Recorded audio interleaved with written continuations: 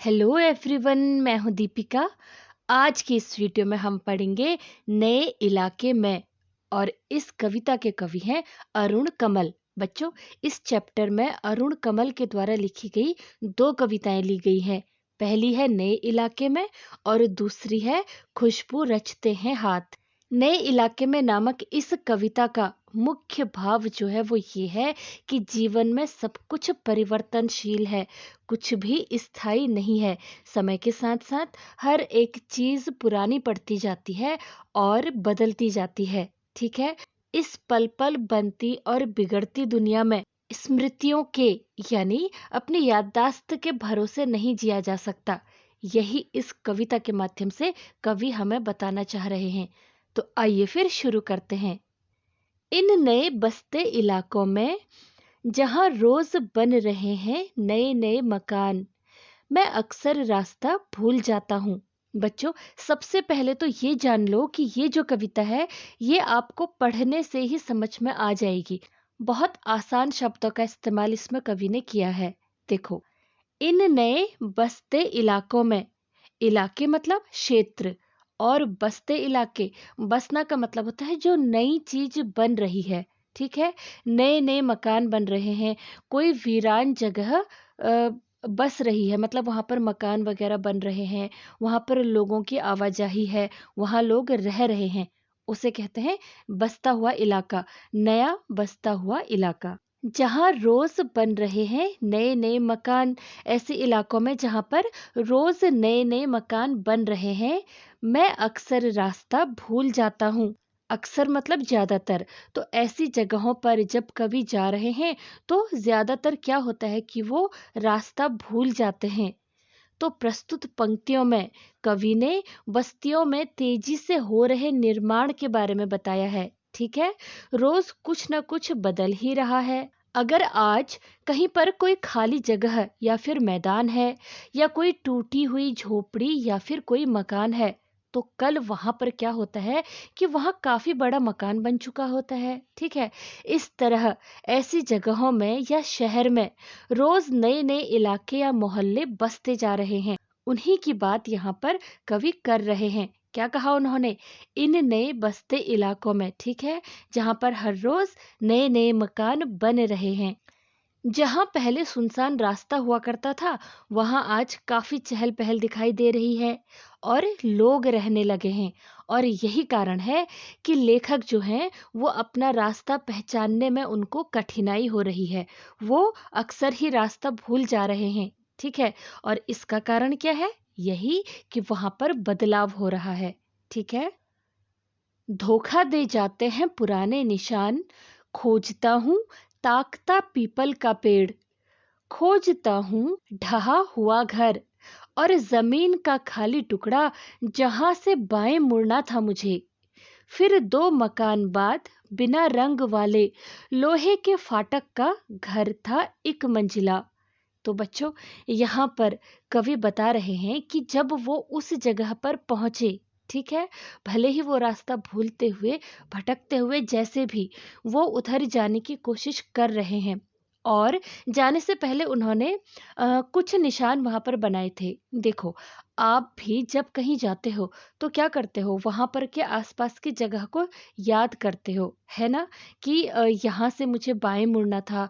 आजकल तो Google map है, लेकिन ये तब की बात है जब कोई गूगल मैप नहीं था। ठीक है, तो उस समय ऐसे ही निशान लगाए जाते थे कि वहां पर एक बड़ा सा पेड़ है जिससे मुझे बाएं मुड़ना है, या वहां पर एक हरा रंग का पीला सा जो मकान है, 3 मंजिला मकान है, उसके बाद मुझे दाएं मुड़ना था। इस तरह से याद रखा जाता था।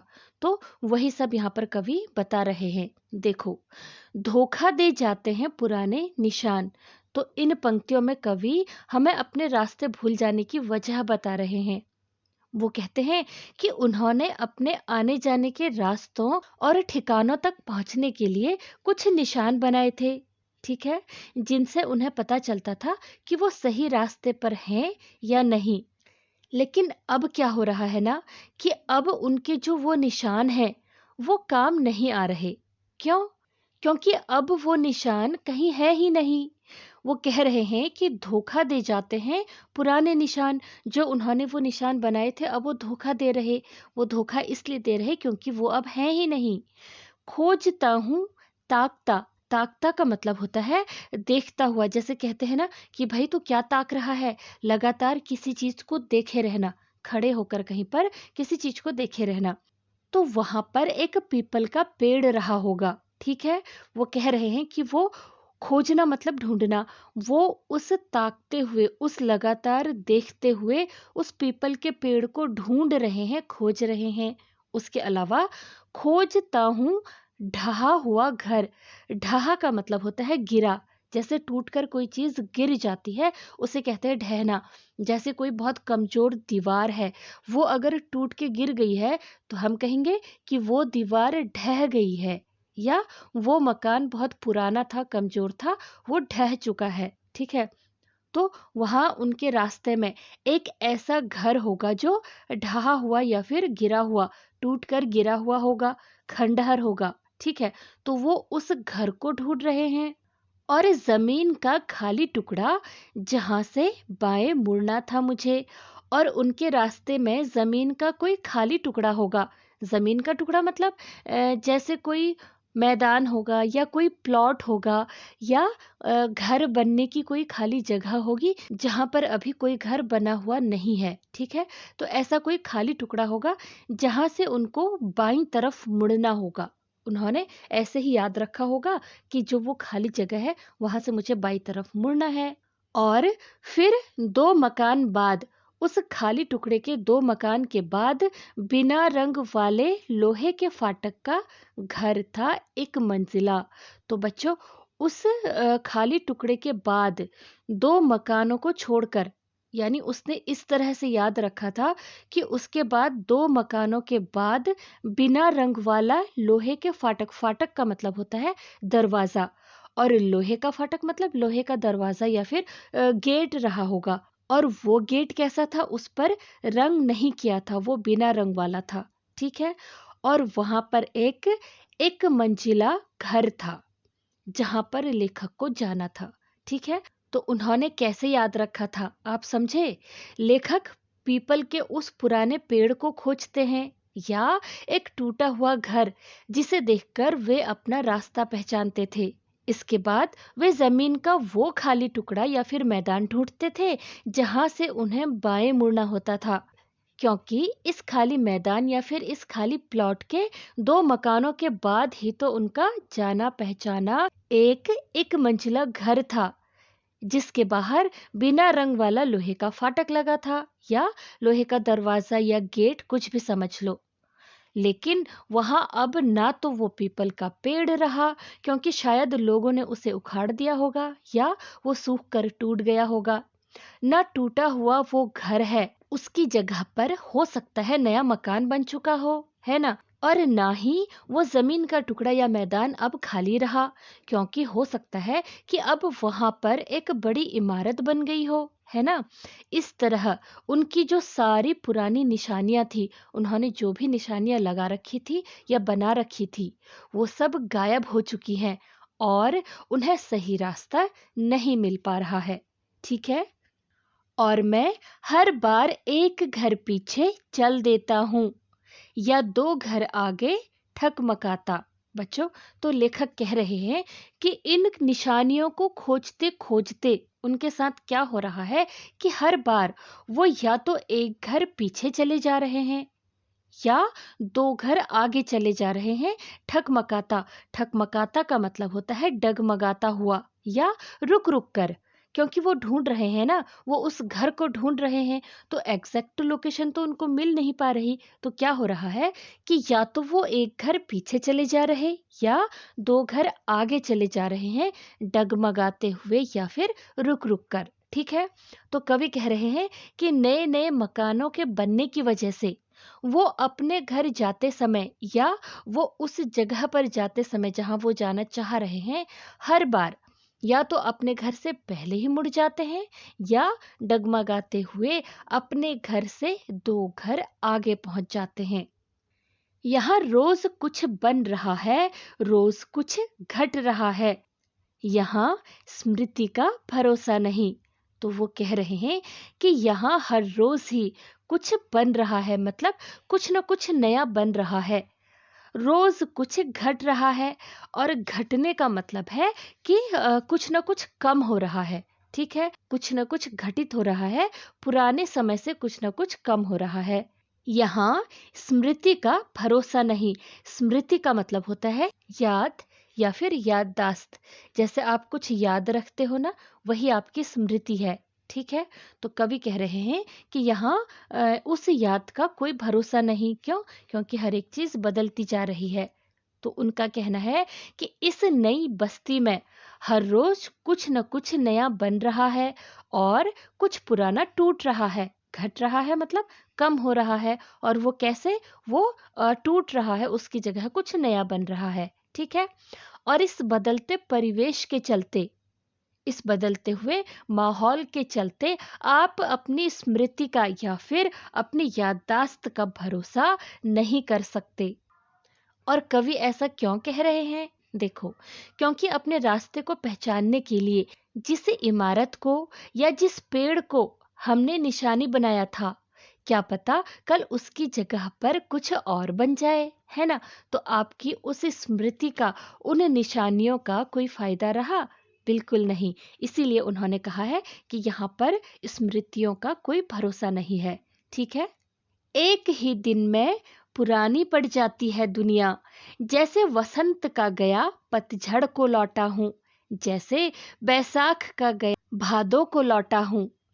अब यही है उपाय कि हर दरवाजा खटखटाओ और पूछो, क्या यही है वो घर?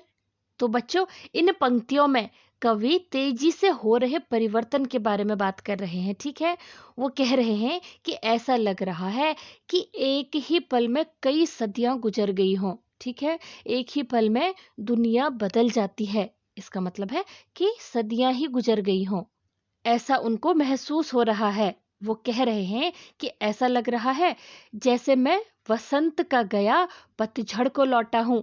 वसंत मतलब वसंत ऋतु वो है जब सर्दी के बाद फरवरी मार्च से अप्रैल तक का जो मौसम होता है ना, जब नए नए फूल खिलते हैं, उसे कहते हैं वसंत। और पतझड़ यानी कि ऑटम। बच्चों, ये गर्मियों के बाद आती है ये ऋतु, है ना? जब पत्ते झड़ते हैं ज्यादातर सितंबर से नवंबर के आसपास, सितंबर अक्टूबर नवंबर वाला जो मौसम है। तो कवि के कहने का मतलब सिर्फ इतना है कि मुझे ऐसा लग रहा है कि मैं एक ऋतु पहले आया था, वसंत की ऋतु में आया था, और अब पतझड़ का मौसम आ गया हो। ऐसा लगता है जैसे बैसाख का गया भादों में लौटा हूँ। बच्चों, बैसाख का महीना मिड अप्रैल से मिड मई तक का होता है और भादों का महीना मिड अगस्त से मिड सितंबर तक होता है। ठीक है, तो वो कह रहे हैं कि मुझे ऐसा लग रहा है कि मैं इतने समय के अंतराल में आया हूँ। ठीक है, ऐसा लग रहा है कि मैं ऋतु बदल चुकी, मौसम बदल चुके इतना लेट आया हूँ।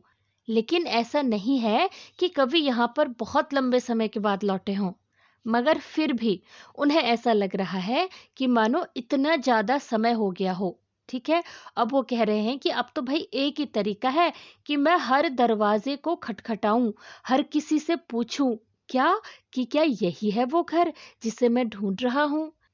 तो इस तरह से जो ये तेजी से परिवर्तन हो रहे हैं ना, कवि उसी के बारे में इन पंक्तियों के माध्यम से हमें बता रहे हैं। उनका कहना है कि एक ही पल में, एक ही क्षण में दुनिया ही बदल रही है। भाई, ऐसा लग रहा है कि कई सदियां गुजर गई हैं और ना ही कवि बहुत लंबे समय के बाद लौटे हैं, मगर फिर भी उनको ऐसा लग रहा है कि मानो वे वसंत में गए और पतझड़ में लौटे हों, या बैसाख के महीने में गए और भादों के महीने में लौटे हों। उन्हें सब बदला हुआ दिख रहा है और वे अपना घर भी नहीं पहचान पा रहे हैं।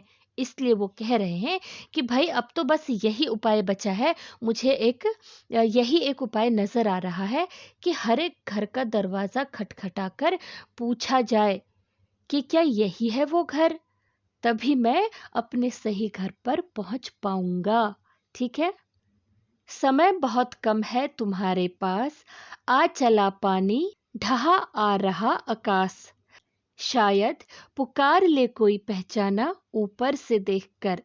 समय बहुत कम है तुम्हारे पास, तो कवि कह रहे हैं कि अब तो इतना समय भी नहीं बचा कि हर एक दरवाजे को खटखटाकर मैं अपना घर ढूंढूं।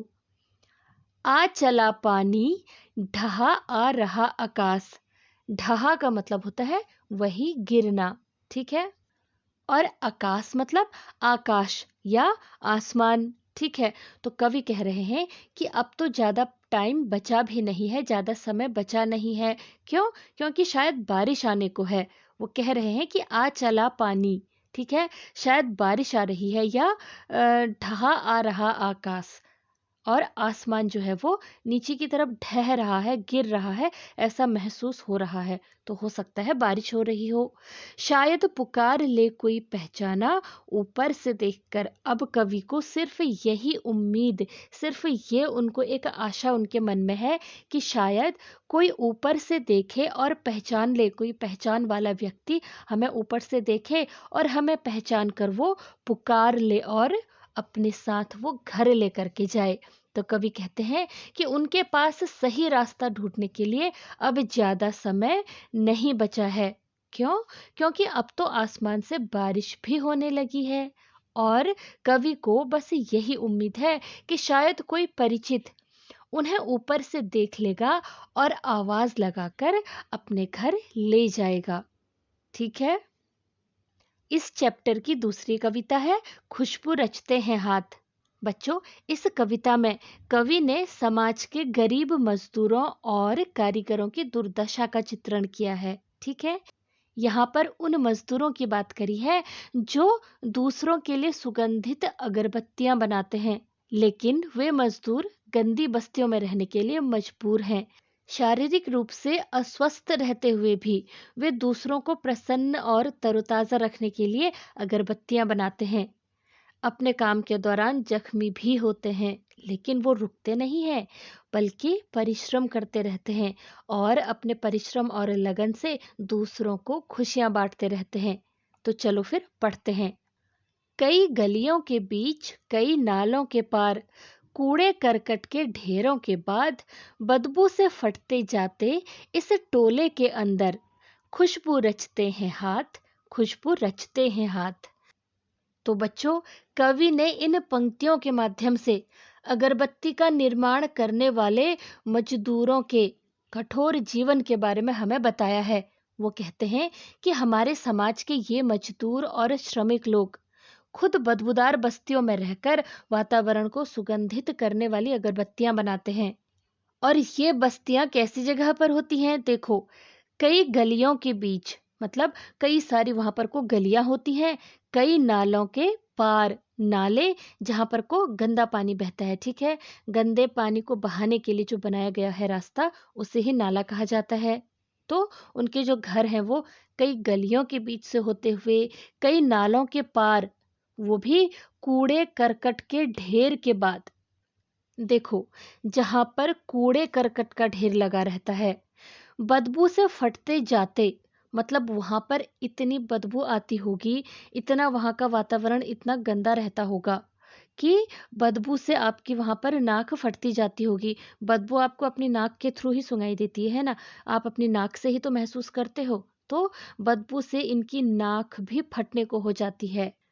तो बदबू से फटते जाते इस टोले के अंदर, टोले का मतलब होता है छोटी बस्ती, टोले के अंदर, ऐसी बस्तियों के अंदर खुशबू रचते हैं हाथ, खुशबू रचते हैं हाथ।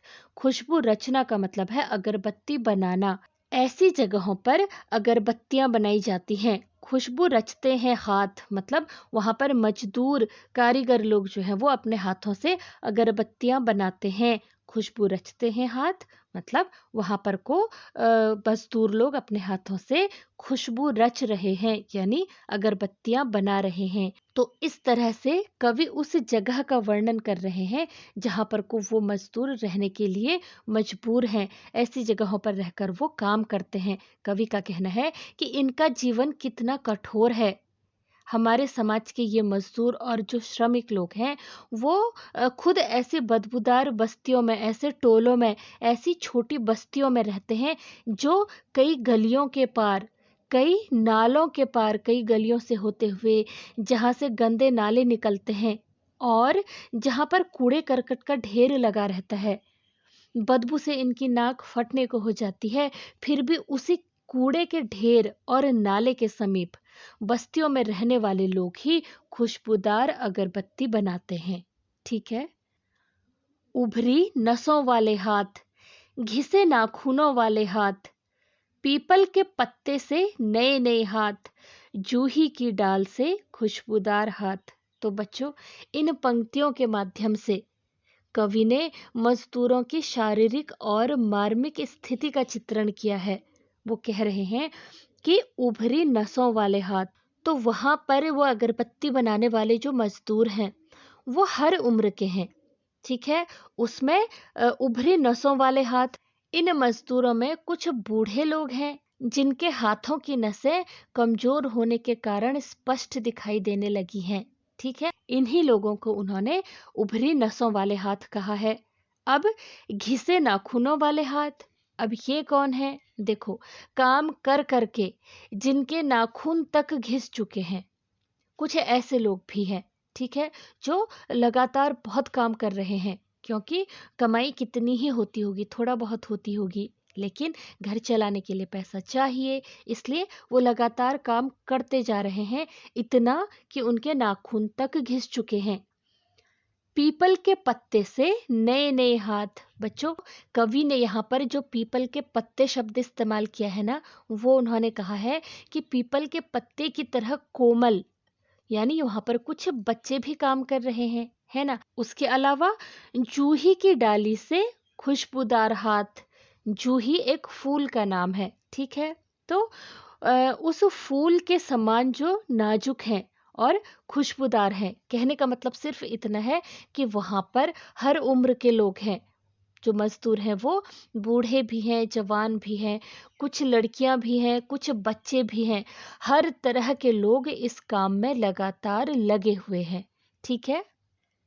गंदे कटे पिटे हाथ, जख्म से फटे हुए हाथ, खुशबू रचते हैं हाथ, खुशबू रचते हैं हाथ। तो कवि कह रहे हैं कि गंदे कटे पिटे हाथ। बच्चों, वो काम कर करके हाथ इतने गंदे हो चुके हैं कि कई दिनों से काम करते हुए कई कारीगरों के हाथ कट फट चुके हैं। कहीं पर कटे का निशान है, कहीं पर को उस केमिकल की वजह से फट चुके हैं। ठीक है। जख्म से फटे हुए हाथ, उन हाथों में जख्म तक हो चुके हैं। जख्म मतलब घाव। ठीक है। उनमें घाव भी हो चुके हैं और उसके बावजूद वे निरंतर अपना काम करते जा रहे हैं, करते जा रहे हैं। खुशबू रचते हैं हाथ, खुशबू रचते हैं हाथ। ऐसी स्थिति में भी जब उनके हाथ गंदे हो चुके हैं, कट गए हैं, कई जगह से उसमें घाव हो चुके हैं, उनके हाथों में दर्द है, बावजूद इसके वो निरंतर काम करते जा रहे हैं और अगरबत्तियां बनाते जा रहे हैं। इसका मतलब है कि दूसरों के लिए खुशबू बनाने वाले खुद ना जाने कितने और कैसी तकलीफों का सामना कर रहे हैं। देखो, हम इस स्थिति से हम समझ सकते हैं कि उनकी हालत कैसी होती होगी। हम तो सिर्फ मार्केट में जाते हैं और अगरबत्ती लेके आते हैं, बल्कि आप और हम खुद खरीदते भी नहीं हैं, हमारे पेरेंट्स लेकर के आते हैं, है ना। अभी तक हम ऐसी चीजें खरीदने वाले हुए नहीं हैं। तो हमें तो सिर्फ जब वो मंदिर में पूजा के समय जलाते हैं, उसकी सिर्फ हमें सुगंधित खुशबू ही सुंघाई देती है ना। लेकिन इसे बनाने वालों का, इस खुशबू के जो पीछे का जो सच है, इसे बनाने वालों की जो स्थिति है वो बहुत भयावह है। ठीक है। यहीं इस गली में बनती हैं मुल्क की मशहूर अगरबत्तियां। इन्हीं गंदे मोहल्लों के गंदे लोग बनाते हैं केवड़ा, गुलाब, खस और रात रानी अगरबत्तियां। यहीं इस गली में बनती है मुल्क। मुल्क का मतलब होता है देश, और मशहूर का मतलब होता है प्रसिद्ध, है ना। तो वो कह रहे हैं कि इन्हीं गलियों में, ऐसी गलियों में ही देश की प्रसिद्ध अगरबत्तियां बनती हैं। इन्हीं गंदे मोहल्लों के गंदे लोग, मतलब इस जगह ऐसी विभत्स जगह, ऐसी गंदी जगह, नालों और कूड़े करकट के बीच में बसी हुई जो जगह है, ऐसी जगह में रहने वाले गंदे लोग मतलब उनकी स्थिति को बताया है कि वो बेचारे कैसे गंदगी में रहने को मजबूर हैं और ये सब बनाने में उनकी खुद की हालत कैसी हो जाती है। ठीक है, यही लोग बनाते हैं केवड़ा, गुलाब, खस और रात रानी अगरबत्तियां। तो बच्चों, ये केवड़ा, गुलाब, खस और रात रानी ये सब क्या है? ये अलग अलग वैरायटी हैं, अलग अलग खुशबू हैं। केवड़ा की खुशबू वाली अगरबत्ती, गुलाब की खुशबू वाली, मतलब जब खरीदते हैं ना अगरबत्ती, तो उस वक्त अक्सर ये देखा जाता है कि ये कौन सी खुशबू वाली अगरबत्ती है। ठीक है, तो यहाँ पर को सिर्फ ये बताया है कि हम खरीदते समय तो सिर्फ उसकी अलग अलग उसकी वैरायटी देखते हैं कि भाई ये कौन सी खुशबू वाली अगरबत्ती है। ठीक है, और जबकि वो कहाँ रहते हैं, मुल्क की जो मशहूर अगरबत्तियां बनाने वाले जो लोग हैं वो ऐसी ही गलियों में, ऐसी ही जगह पर रहते हैं। दुनिया की सारी गंदगी के बीच दुनिया की सारी खुशबू रचते रहते हैं हाथ, खुशबू रचते हैं हाथ, खुशबू रचते हैं हाथ। तो बच्चों, कवि कह रहे हैं कि ये एक विडंबना ही तो है कि दुनिया की सारी खुशबू उन गलियों में बनती है जहां दुनिया भर की गंदगी समाई होती है। यानी खुद गंदगी में रहकर भी, ठीक है, सारी गंदगी के बीच, दुनिया की सारी गंदगी के बीच ऐसी जगह पर रहकर भी ये श्रमिक दूसरों के लिए खुशबूदार अगरबत्तियां बनाते हैं और पूरी दुनिया में सुगंध फैलाते हैं। ठीक है, दुनिया की सारी खुशबू रचते रहते हैं हाथ, खुशबू रचते हैं हाथ, खुशबू रचते हैं हाथ। तो खुद गंदगी में रहकर भी ये श्रमिक दूसरों के लिए खुशबूदार अगरबत्तियां बनाते हैं और पूरी दुनिया में सुगंध फैलाते हैं। तो बच्चों, इस कविता के माध्यम से कवि उस माहौल को दिखाना चाहते हैं जहां पशु भी जीवित नहीं रह सकते। वहां मजदूर रात दिन लगातार दुनिया को सुगंध बांटने के लिए विश्व प्रसिद्ध खुशबूदार अगरबत्तियां बनाते हैं। कवि ने उन्हीं हाथों की बदहाल जिंदगी को इस कविता का आधार बनाया है। कवि यह बताना चाहते हैं कि जिन अगरबत्तियों की खुशबू से हम अपने घर को महकाते हैं, वो प्रायः बदबूदार जिंदगी जी रहे लोगों की अथाह मेहनत से बनती है। ठीक है, तो बच्चों, इस तरह से ये चैप्टर यहीं पर खत्म होता है। मुझे उम्मीद है कि आपको समझ में आया होगा, लेकिन अगर कहीं पर भी कोई डाउट रह जाता है तो मुझे कमेंट करना मत भूलना। पूरी कोशिश करूंगी कि आपका डाउट दूर कर सकूं। तो मिलते हैं अगली वीडियो में। Till then, keep learning and take care.